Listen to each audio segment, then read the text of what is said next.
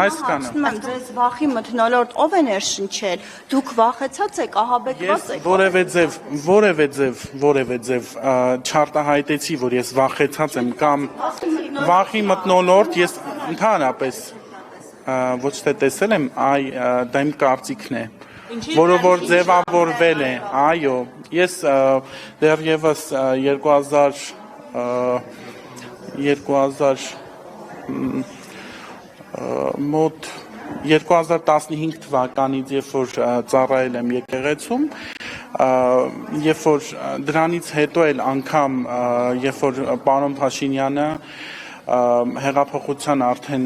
ժամանակահատվածներ, եկեղեցում բոլոր մարդկանց, հոգևորականներին, ծառայողներին, այդ մամուլում տարածվող այդ, չգիտեմ, թույր կարծիքին, որ կեղծ դպիրները, ժողովուրդ, կեղծ դպիր հասկացողություն չկա, կան շապիկավորներ, ու այնքան անգրագետ է մեր լրատվական ընդհանրապես դաշտը, որ անգամ դպիրը սարկավագից